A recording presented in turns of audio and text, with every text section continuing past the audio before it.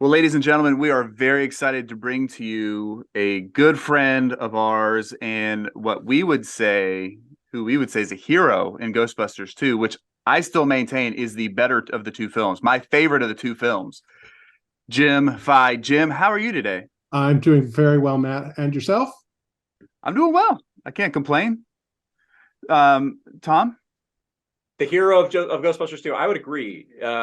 Jim, I'm going to talk about you as if you're not here, but Jim Fye stands alone in that he performed three different characters in Ghostbusters 2. We were debating who had more screen time at one point. Is it Jim or is it so-and-so? Jim is responsible for bringing to life the Phantom Jogger, our girl Libby, and of course, one of the nefarious Scoleri brothers.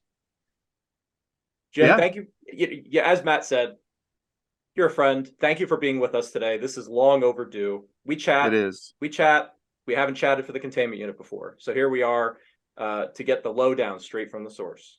Thank you for being with us. So, Jim, Tom and I, we argue about which Ghostbusters film is our favorite. And Tom has always said Ghostbusters 1 historically. I've always been a homer for Ghostbusters 2. So, if I was wearing my shirt, I'd be wearing a gray one. I think maybe you, Matt, are in the minority. but I'm glad you like that one best. That's my favorite one too, for obvious reasons. Although, of all the movies, if I wasn't in Ghostbusters 2, I don't know. I think my favorite might be the latest one. I really enjoyed that a lot. I wasn't sure what to make of it because I'm not really a big fan of sequels. Usually, a lot of times I don't think that they're as good as the original. They tend to rehash old material, which I don't think Ghostbusters 2 did too much of. But I really did enjoy the last one. I thought it was really good, and the first one. I mean, there wouldn't be Ghostbusters if there wasn't the first one. So I think there's so much nostalgia, and I think that's because I grew up more watching that one. The music I think was better. The equipment was bigger and better. I like the flight suits better. I personally love Jim, and this is a scene that you're in. I just thought it was so cool to see the guys bust the packs out in the courthouse. Like, just to see them outside of their suits doing something a little different. So I think Ghostbusters 2 is, when I get sentimental, that's my film. Oh, nice. Look, I love Ghostbusters 1. I also love Afterlife. I'm actually, I think, with Jim. I might say Afterlife at this point because that brought something to the table that had never been touched in a Ghostbusters. I'd never cried in a Ghostbusters movie before. No, well, that was the thing, and I didn't expect to. And by the end of it, I was weeping. I was sobbing. It was so touching. I can't wait for the next one now. I know. So I that's how I feel. But I will say, and I don't say this because you're with us, Jim, but the Scoleri brother bust is my favorite out of the series because I don't know. I've always loved the look of the Scoleri brothers, the big yellow eyes, and the suits on the actual suits with the proton packs. Very cool. So yeah, so it was a lot of fun to do. I have to say. People will ask me, okay, well, which is your favorite? And I can't really say they're all my favorite because, but Scoleri Brothers was it was a fun shoot and it was a cool shoot. I'd never flown before, and that was a real thrill for me. Nor did I ever expect to, but it was really hilariously fun to do, and the costume was just out of this world. Mm-hmm. You were under a lot of makeup, a lot of appliances, a lot of costuming. Which was the biggest headache for you out of those three characters? Well, the Statue of Liberty was definitely the biggest headache. And that's the one that I was hired to do originally, and only the Statue of Liberty. Okay. Yeah. The audition, I went to audition for Tim and Ned, that's Tim Lawrence and Ned Gorman, and they didn't even tell us what it was for, or that it was a statue, or that it was the Statue of Liberty. All they said was, it's a statue. Walk like a statue. Okay, next. So there was an initial call audition, and then there was a callback that was like really soon after. It was like the next day, and they saw I was in a room with like probably about a dozen people that were auditioning for the same thing. None of us knew what it was. They just said walk like a statue. Until the second audition, they said, "Okay, that's good. Now walk like a statue like this." And I said, "Well, yeah, I think that's probably the Statue of Liberty. Okay, I think I can do that." But so they hired me for that, and Scoleri Brothers and the Ghost Jogger were. I don't even know that they. Well, obviously they had to have been concepts, but they hadn't cast them or decided maybe even how they were going to do them yet at that point. Because so I was hired to do Statue of Liberty, and I was great with that. But it was hard. It was really hard, and the costume was definitely the most difficult to wear and to move in, and to see in, and to hear in when I had to hear where I was going and that sort of thing. Usually, I had Tim or somebody who was guiding me vocally about where I was supposed to end up, which didn't always work because I couldn't see. And it was heavy and it was hot. Took a lot of time to get on. Took a lot of time to get off. And it was the last of the three that we did, and we shot them fairly well in sequence, as I recall. The Jogger was a little bit early, and then like I don't know, 2-3 weeks later we did Scolari, and then right after Scolari we went into Statue of Liberty. So by that time I was tired too, and so it was kind of like, I can't keep my arm up straight. I can't, they kept saying, it's up here like this. Can't do that anymore. So yeah, when the movie first came out, I was sure that I had ruined the film, because people would realize that was not the Statue of Liberty. It was just some tall geek in a Statue of Liberty costume. And it lasted for 2 weeks. It took 2 weeks to shoot Liberty. So you said Jogger was first. Now I assume that Jogger was first. Was that shot in Northern California? Yes. So everything was shot at Industrial Light and Magic, which at that time was in San Rafael, California. It's now part of the Lucasfilm complex that's in San Francisco at the Presidio. Sure. But then it was in San Rafael, which was about 3 blocks away from where I lived, and about 4 blocks away from my day job. So it was kind of like convenient. Nice. Yeah, so that part was really convenient. It's very nice. All of them were shot on the big sound stage there.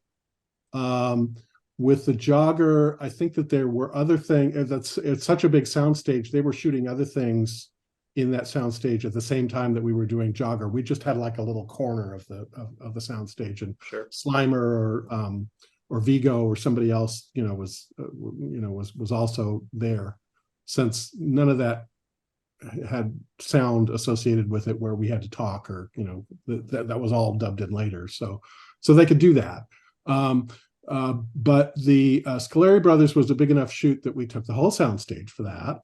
And also Liberty was too. So there's a lot of people involved in that. I mean, you think, okay, it's a guy in a rubber suit, and there's going to be a cameraman and somebody calling action, and that's probably going to be it, right? No, I mean, Ghost Jogger was relatively small, but there were still probably about 25 people milling about and doing the things that they do. And it was a lot more for Scoleri Brothers, and it was a lot more for Liberty yet. So I guess it depends on how important the shot was. Well, Liberty had probably more screen time than the other two as well. So yeah. That costume seems to have survived as well. Like I've seen bits and pieces of it have come up at auction and it's been restored, but nothing from Scoleri. It's kind of interesting. The Scoleri brother costume is, I believe it's at Lucasfilm in San Francisco. Oh, that they have the original. Yeah, I took a tour there. I have a friend of a friend who works there, and offered to give me he said, when he found out I was in Ghostbusters, he said, "Oh yeah, you should come down and I'll give you a tour. There's some things you might want to see." And nice. In the midst of the tour, I came face to face with Tony Scoleri in all his glory. So I think they have him. There are probably people who have recreated it or tried to. Yeah. But the original, I think, is still with them. But one of my favorite pictures from behind the scenes is it looks like Howie is spraying you with spray paint. Yes, right in my eyes, right? Yeah. Yeah, I don't know how he did not spray directly into my eyes. But I agree with you. That's exactly what it looks like. So I'm guessing that it was a perspective thing, and he was probably spraying in front of me, and it looked like it was kind of going in my eyes. Streaks and tips was what it was, in a can. Oh, mostly. Doesn't sound fun. So it was cold. Yeah, it was very cold. The sound stage is a big cavernous building it felt like it wasn't heated at all. And there I was in a little tank top and running shorts, 1980s running shorts, and had this guy spraying cold makeup on me. It was freezing. Well, it wasn't literally freezing, but it felt like it was. But that was once the makeup was done, then I wasn't cold anymore, because then they had me running, and then I was too hot. So, anyway. Let's go back to the beginning here. So, you mentioned that you interviewed for the Lady Liberty. So how does Jim get his start being an actor, and then how does that lead you to Ghostbusters 2 eventually? Oh, well, boy, that's prehistory. That's a long time ago. So I acted in college here in Tucson at the university. And several years after I graduated, I moved to San Francisco with the idea that I was going to be an actor up there, because I didn't know anybody in New York and I didn't know anybody in LA, but I did have a familiarity with San Francisco. And I thought, well, it's a bigger pond than Tucson. I'll start here and see how that goes. And it didn't go for a few years. San Francisco is a very expensive place to live. And so I had to get a job really quick. And so that took a lot of my time to learn how to be something other than an actor, so that I could get work that would pay the rent. But a few years went by, and I found a little theater group that was near where I lived in Marin County at that point, the Ross Valley Players. And I did some acting work there. I did a whodunit, and I was in a production of Death Trap. I don't know whether you remember that movie. It was Michael Caine and Christopher Reeve and Diane Cannon, I think. And this was the stage show, and I had a small part in that. And the guy who was doing the Christopher Reeve part, and I were talking one day at a rehearsal, and he said, you're really very good. You should have an agent. Do you have an agent? And I said, I don't have an agent. I'm just a putz, with a day job that likes to act when I can. And he said, well, I'm going to talk to my agent about you. And I said, okay, great. Thinking that would be that. And his agent came to the show, and she signed me. And what that meant was that I needed to get headshots and a composite together that would be attractive to casting directors. And mostly what that was all about was print work, because they still did print work back in those days. That would be advertisements in newspapers and magazines on paper. And so I did a lot of that, because that was the 80s. And in the 80s, you guys are probably too young to remember this, but computers were new. And people, and so there was a lot of, and it was San Francisco, and it was near Silicon Valley where all of that was happening. So a lot of trade publications wanted pictures of computer technicians and computer nerds and IT people and things like that. And for some reason, they thought of me. I can't think why. So I did a lot of that. I did a pilot for a TV show, and a couple of advertisements. I was in an Outback Steakhouse commercial. Was probably my biggest commercial that I did during that period. And then one day, what she would do is she would call me up and say, "You've got an audition," the next day, or sometimes even the same day. And I had an arrangement with my day job at that point. Because I did want to do this, I thought that I was going to be the next big hot thing. And so I wanted a job that I had flexibility and could like take time off in the middle of the day to go to these auditions, because they rarely happened on weekends and evenings. They were usually in the middle of work time. But I made a deal with them. I said, I'll get all the work done and I'll work, on weekends and evenings if I have to make up the time. And they were very good about that. And they said, sure, if that's what you want to do, go for it. So I was able to get off work fairly easily to go to auditions. And one day she called me up and said, I have an audition for you. And she didn't say anything about Lucasfilm or ILM or Ghostbusters. Nothing. She said, I don't have any information on that. All I know is that they want you to come to the audition dressed for movement, and they want you to move like a statue. That's all they said. They want you to walk like a statue. And I thought, okay, that doesn't, I said, what's it for? And she said, well, I don't know. There's no information on the card. But she gave me the address and I said, oh, well, that's right down the street. So yeah, I can do that. That's, no problem. So that's how I went, and that's how that got started. And that's how I met Tim and Ned and all the other wonderful, crazy people at ILM. And the rest is history. How do you, curious, like, how do you prepare for that? Like, how are you preparing to walk like a statue? What are you studying? Since I had no idea it was the Statue of Liberty, I kind of, I don't know what I thought. I thought, well, all right, it's going to be slow. The movements are going to be slow, and they're going to be kind of stiff.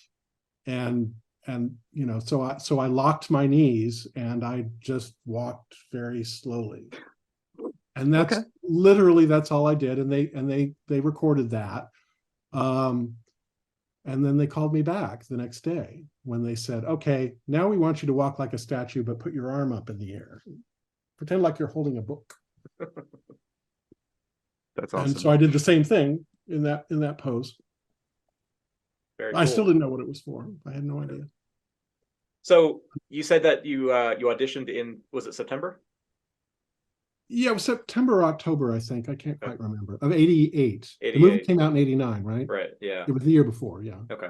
And so then you were around, in and around ILM between those months through March. So that's right. I worked there from almost right away after they cast me. I mean, they let me know, like at the callback, they said, it's you're going to do it. And they cast another woman as a backup in case they needed to film 2 Liberty scenes at the same time. Gotcha. Makes sense. I don't know whether she actually ended up in any of the movie or not. I asked him about that and he said he didn't think so, but I did see her on the set. I never saw her after the audition, except one time I saw her and she was in the getup that I was wearing, which was just the skirt, like from the waist down, basically, that was wrapped around my shoulders with suspenders. Right. And the foot that I used to step on the police car. And I saw her in that getup and I thought, well, then, I don't know in the final movie whether that's me stepping on the police car or whether it's her. And I asked him and he said he didn't think it was her. He thought it was me, but it could have been either one of us. Never heard that before. That's the only time I saw her again, though. So being around there for so many months, you must have had some interactions with, you mentioned Tim and Howie, and I'm sure Robin was around. Yes, I met Robin then, yes. Yeah.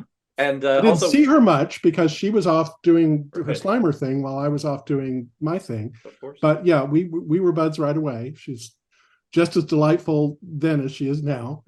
But I didn't see her very much. Sure. So what about Mr. Homburg, Wilhelm von Homburg?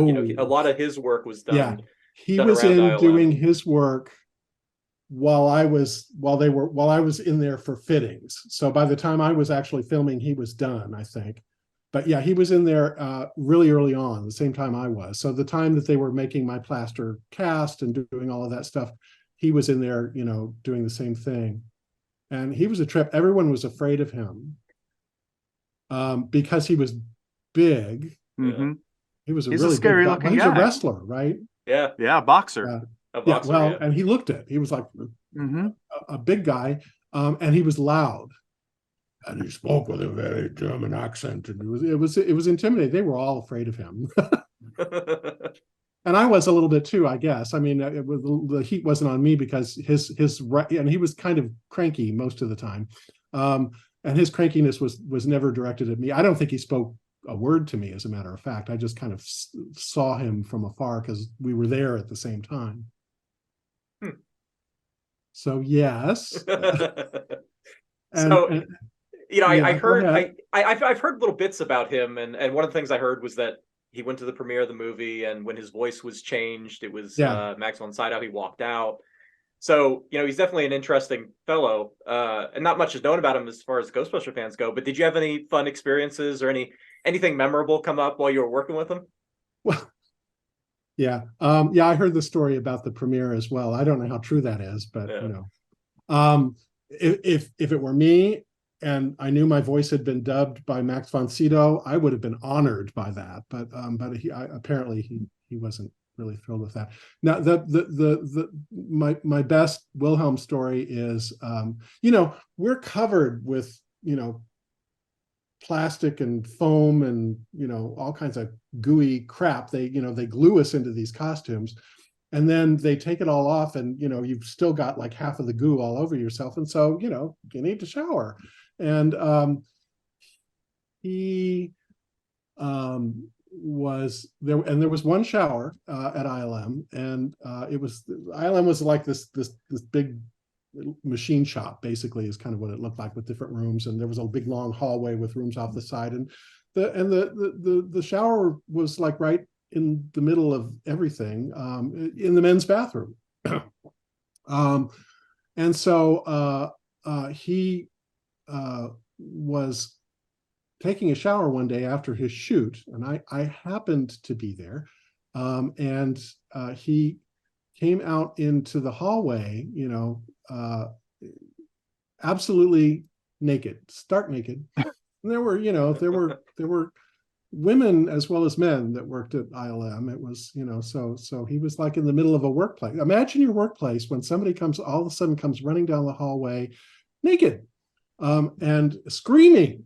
And what was he screaming? Where's the soap? There's no soap. in his German accent, which I'm not doing very well. But and they were all like running around like, oh, Mr. Homburg. I can see why you haven't forgotten that. You know, me, I was just one of the guys, but he was kind of like, they were afraid of him, I think, or something, because they were all kowtowing to him. So they were horrified that he was doing this.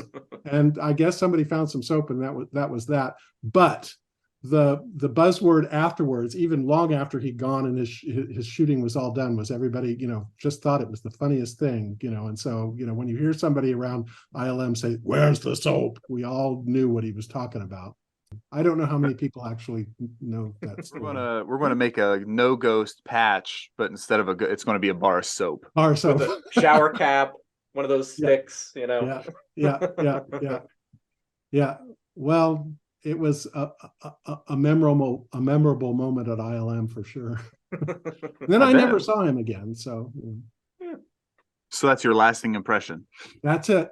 Where's the soap? When I think of Ghostbusters 2, one of the other guys that I think about quite a bit is Tim Lawrence. What was that relationship like? Oh. How did you guys get along? I adored Tim from the get-go. Well, first he cast me, so that was I would follow him anywhere. But he was great. He was a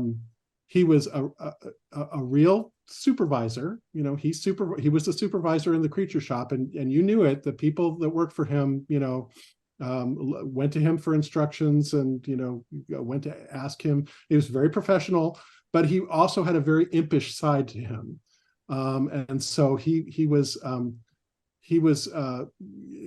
just wryly funny. You know, he could be kind of quiet, and then all of a sudden he'd let out with a zinger. I'm trying to think of one off the top of my head, and I can't. But he really sweet guy. He completely took me under my wing. I had never done any work like this before, ever.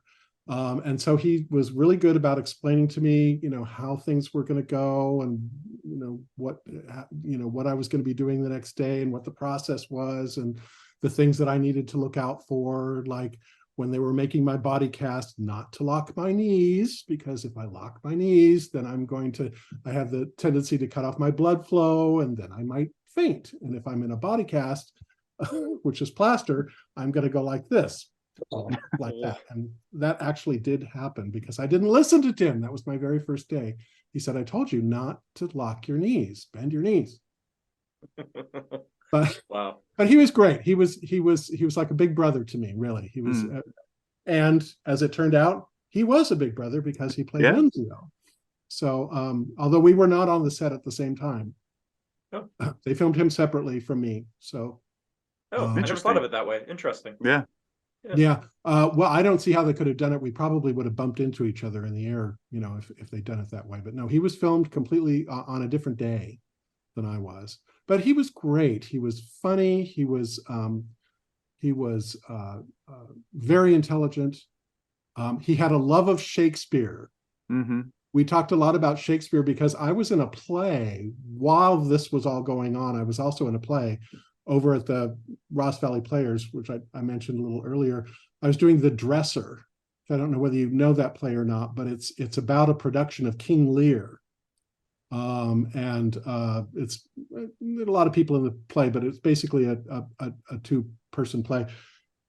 The guy who was playing King Lear and me, who was his dresser, and it was a kind of a backstage thing. And he just loved Shakespeare and loved to talk Shakespeare. Hamlet was his favorite play, and I think that he wanted me to. He thought it would be a good idea if I played, I think because it was Ghostbusters, that, in the next version of Hamlet that came out, I should play Hamlet's ghost. Oh, okay. So we had that in common, and we love to talk about, and actually, when I saw him in Los Angeles at the Fan Fest, last time I saw him, right after that, he sent me a book, which if I have really close by, I'll see if I can find it and get it. No, I don't see it now. But it was a really sweet book. It was about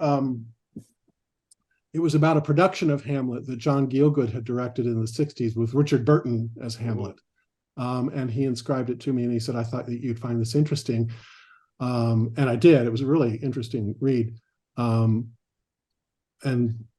that was the last I heard from him. He was on Facebook for a while, and then he wasn't, and then he was again.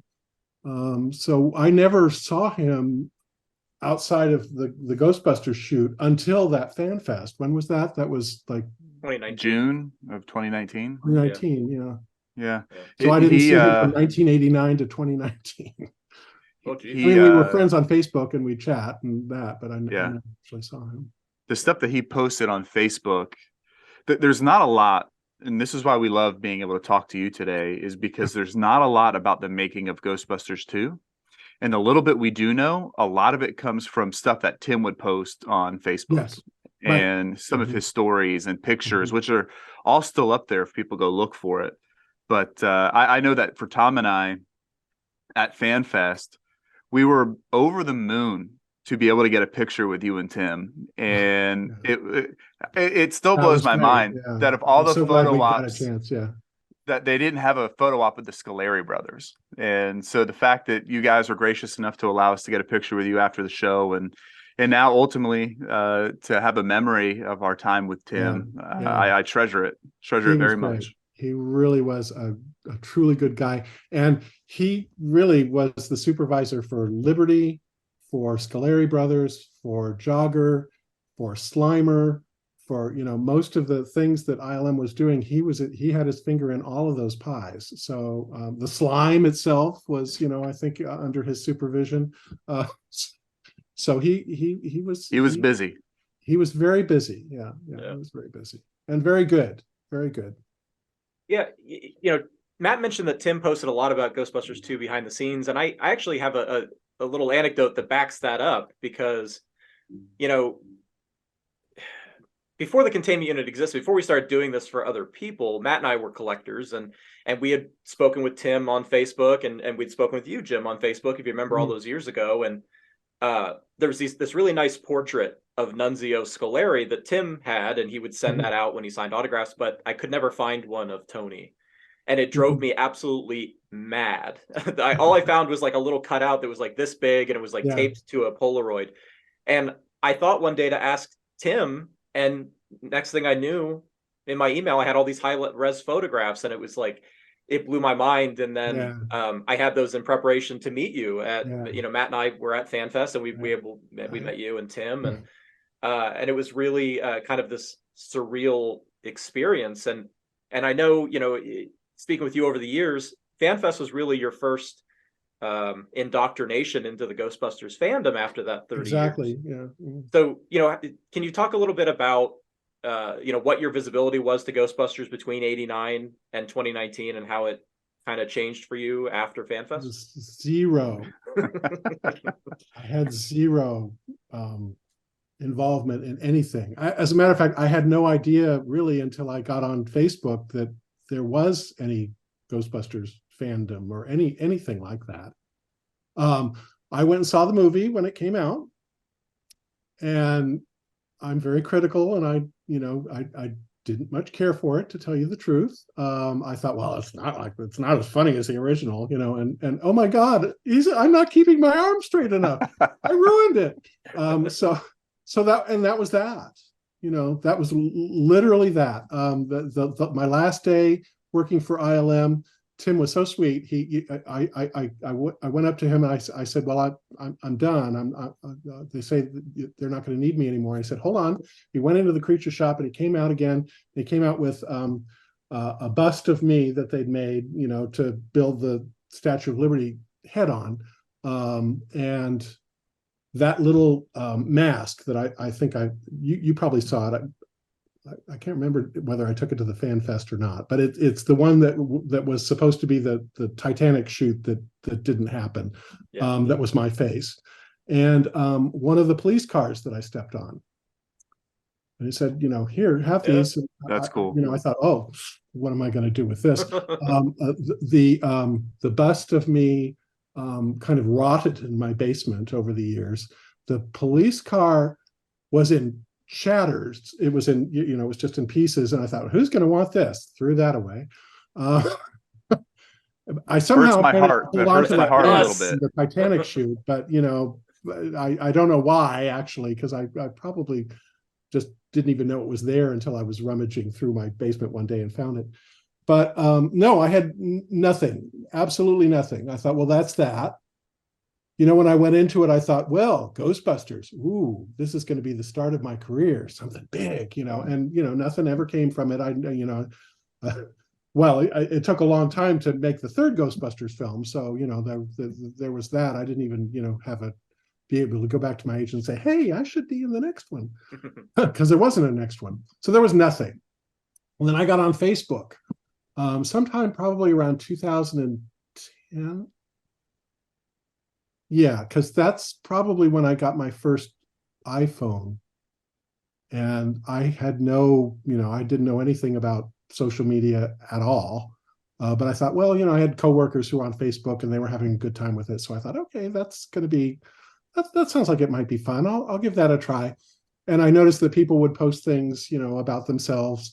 And I thought, well, at that time I was working for William Sonoma, and I was a trainer, like you, Tom, right? Yeah. Yep. Matt, do you do that too? No. So I would often start classes with an icebreaker. Let's all say something that that nobody else knows about you, that you'd like to share, so people can get to know you better. You've done that before, right? It's a heck of an icebreaker. So I routinely would do that in my classes. I'd say, well, you don't know me and I don't know you, but let's go around the room and everybody say something, that's, something that people probably don't know about you. And nobody knew about Ghostbusters. I'd almost forgotten it, but I said, oh, well, I was in a movie once. And, then people would say, oh, well, what movie was it? And we'd go into all of that. And so I did that on Facebook. And I think I had a few of the Ghostbusters people as friends, because I thought, oh, well, this is fun. I can look up people on Facebook that I haven't seen in years. And so I became friends with Tim and with Bill Bill Forsh, and a few of the others, Camilla Henneman, who did costumes. Mhm. So I thought, well, all right, they know about me, and I have these. I still have some Polaroids from back in the day from the shoot, and so I took pictures of the Polaroids and I posted them on Facebook, and I said, here's something you might not know about me. I was in this movie called Ghostbusters 2 back in 1989, and here's some pictures from it. And I probably had about 25 friends at that time. And the next thing I knew, I was like getting friend requests from all over the world. And I still to this day am not sure, who ratted me out, but everybody saw that, and I probably had, share with everybody. That's okay. So all of a sudden I had all of this interest in it, and I thought, wait a minute, where is this coming from? I said, who are these people? Ghostbusters 2, really? Yep. And then you had to deal with guys like Tom and I, Yeah, beating you down for autograph which requests. Maybe why, going back when we were talking about way back in the day when you were asking me, to sign things, and you wanted to meet me, and I was going like, I don't know that that's such a good idea. I was thinking about, well, having my signature out there a lot, by Sure. people who don't know me, that's kind of odd and risky potentially. Plus I don't know these folks. I mean, it's not like they know exactly where I am, but am I going to be stalked by people on the internet now? And right. And so that's probably where that came from. I said, well, I'm not doing that right now. Yeah. Probably, or something like that. Yeah, that was exactly what you said, and that motivated me. Because it wouldn't occur to me that who would want to do that? Who are the crazy people who would actually want to collect stuff like this? I mean, really? Yeah. It's actually Tim's fault, technically, because like Tim and I had chatted back and forth on Facebook, and I had seen him posting groups, and so I got the nerve up to message him on his personal Facebook, and I didn't have the nerve to message you because I didn't see you active anywhere, and I was like, ooh. And then Tim, he's like, I'm gonna send you some stuff. He sent me some photos, and I posted them, and Tim commented, and he goes, I'll send them off to Jim. He'll set you up. And I was like, all right, here we go. And then I messaged him. And what did I do? Yeah. I said, no, I'm not. And I was like, well, here, I was like, I told Matt, I was like, he doesn't sign. And he's like, oh, that's a bummer. I was like, we're gonna get him one day. It'll be our passion. And and guess what? You got me. Exactly. And Stuck so that into just the trap. Yeah. That's right. That truthfully, like, no joke, no cap.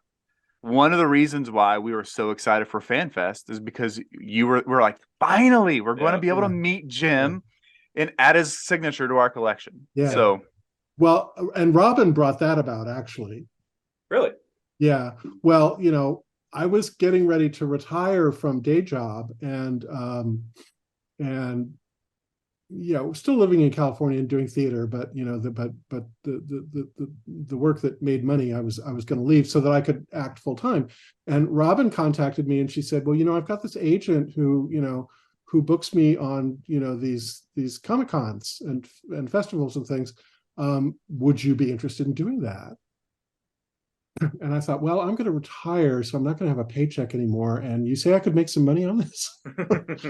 Well, all right, sure, why not? Give him my name. And Derek called me, and and said, would you like to do this? And I thought, yeah, I'll give it a try. And then nothing. That was like probably in like 2017 or 2018. Wow. But the FanFest in LA was the first thing that he called me for and said, you're invited. Do you want to go? And I said, sure, I'd like to do that. That sounds like fun. I said, are we going to go to San Diego Comic-Con? And he, yeah, which we still haven't done, but no. That's another story. Yeah, FanFest was a really special event in a lot of ways. It was also kind of chaotic in a lot of ways. Yes, and that's what everybody kept telling me. They said, "Oh, we're so sorry. This is so disorganized." And I wouldn't have really known the difference. I would have expected it. Anything that is involving movies is usually disorganized and chaotic to me. So, so I didn't know any better. But I was treated very well. The only thing that we didn't get, we did. I think there was a photo shoot set up for that, and I think that Tim had a separate one. We didn't have one together. Right. And Crazy. I went to the one, I went at the time that I was supposed to go for mine, and they just were not at all ready or organized or anything. And so I waited for like about an hour after the time that they had called me to do this thing. And I just said, well, I'm going to go back to the booth. It doesn't look like anything's happening. Yeah. So I didn't really get an official photo shoot at that one. But it was a fun time anyway. So met you guys. Yeah. Mm-hmm. Saw Tim again, which was fantastic. Yeah. I'm so glad that I had that time with him. Mm-hmm. Yeah. And you're to thank for that photo even happening with us, because we had met you earlier in the day and we had said, oh, we want to get a photo with you and Tim. And then FanFest happened, and it was the day that it was, which was absolutely insane. Mm-hmm. And we're like about to leave and our feet hurt. And we were like, I had like Tom was in a bad place from my boots and stuff. And you flagged us down. You're like, hey, we got to do this photo. And we did, like right before the end of the day. And I'm so grateful for that, because yeah, me too. Yeah. It's a great photo. I wish I had it now. It's in my closet over there. Next time. Well, man, Jim, I am so grateful for your time today and taking time to answer our questions. And we really are grateful for you and for your work back in 1988 and 89. And it is a treat to spend time with you today and hang out like this and talk back and forth on Facebook. Yeah, I love it too. So thank you guys, because this is fun. This is really fun. I'm going to it's not a Comic-Con. What is it? It's a horror genre book festival in Maryland. Do you know about this? Oh, when? It's like I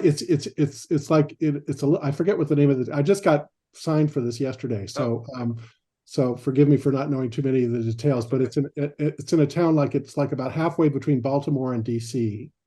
I want to say it's like Marysville or something like that. Is it Horror Hound or Horror? Yeah, it could be. Chiller. I'll have to take a look. It's a book festival, I know, which I thought was a little odd.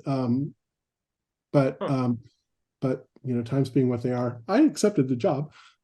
So I'll be there in October. Nice. Awesome. Well, make sure you shoot us all the details, and we'll make sure we promote so people can come meet you. Finalized and closer to the time, I sure will. Yeah. Awesome. And yeah, Jim, I can't wait to see you in a couple of weeks. It's been too long. Yeah. Thank you so much for chatting with us, sitting down and finally getting these stories out and telling the soap story that I love so much. Where's the soap? I'm gonna put that at the end of every episode. It's been our pleasure, and get your orders in now. Jim will be signing the first week in April, so we got a little bit of time left. So thank you, Jim. Thank you, Matt, and we will see you next time. All right, great. Thank you, guys. Take care.